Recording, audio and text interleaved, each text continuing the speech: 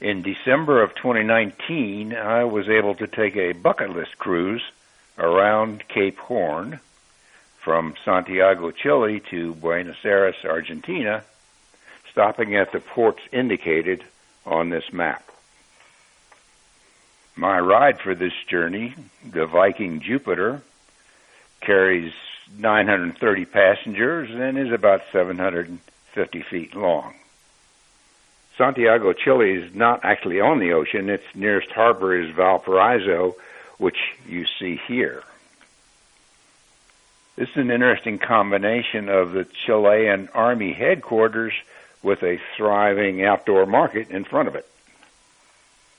The Amelia Glacier in Chile, it's actually two glaciers, there's a smaller one to the right, is obviously accessible to cruise ships because we're there, but there's no town or civilization nearby. The same glacier, but a much different color in different light.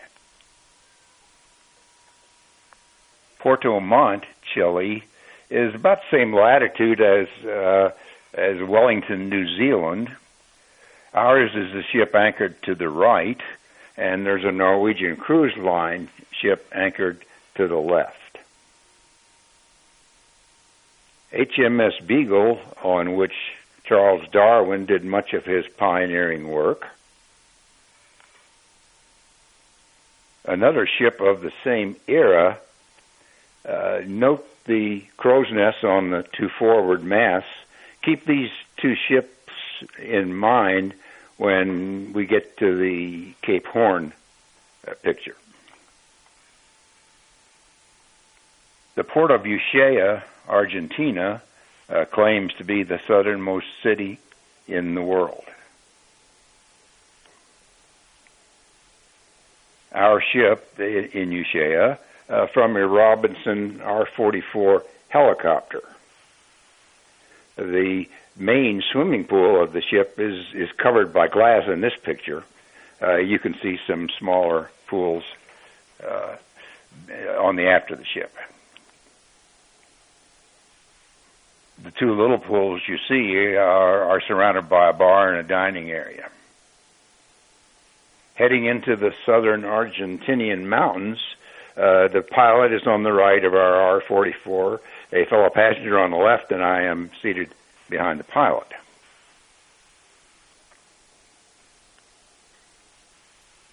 This is an example of the jagged mountains we were flying by. The pilot, after we landed atop a mountain, me enjoying champagne there with the helicopter behind me. As you can see from the altimeter, we're less than 3,000 feet above sea level. This is really rugged terrain, the kind of terrain you see in Colorado at 13,000 feet. Headed back to the ship at Ushuaia, coming back in over the town. Cape Horn is in the background from my cabin.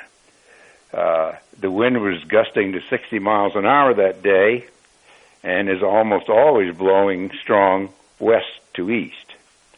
That meant wooden sailing ships like the ones we just saw in previous slides coming from Europe into the Pacific had to fight fierce headwinds to get around the Cape at all. Fortunately, Cape Horn is an island, and we discovered passages, the Strait of Magellan and the Beagle Channel, and other routes through the islands so that people no longer have to go around Cape Horn. Today, the only people sailing east to west around Cape Horn are sailors seeking bragging rights.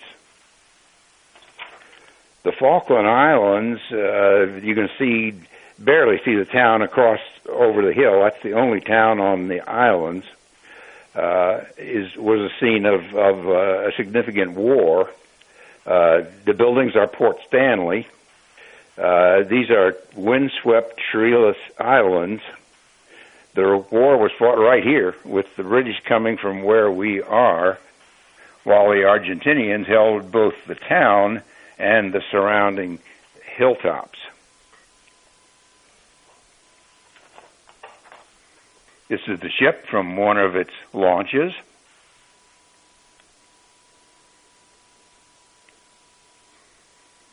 This is how prominent people in Montevideo, Uruguay, were buried. The Graf Spee, a model of which you see here, was a German pocket battleship damaged by British warships during World War II.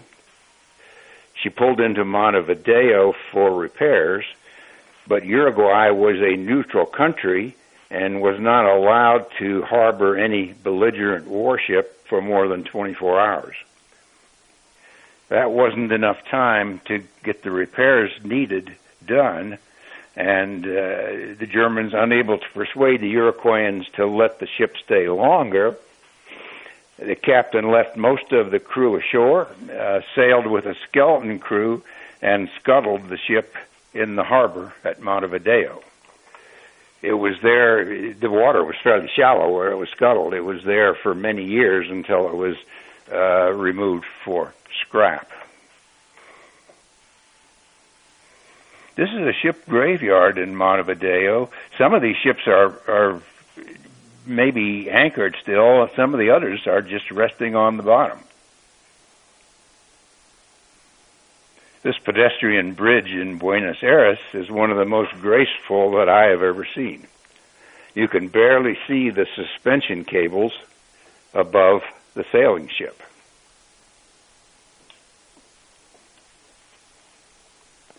When Buenos Aires moved their port facilities from here, they turned the area into a shopping and restaurant area, leaving the cranes and waterways as they had been, and as you can see, it's a delightful area.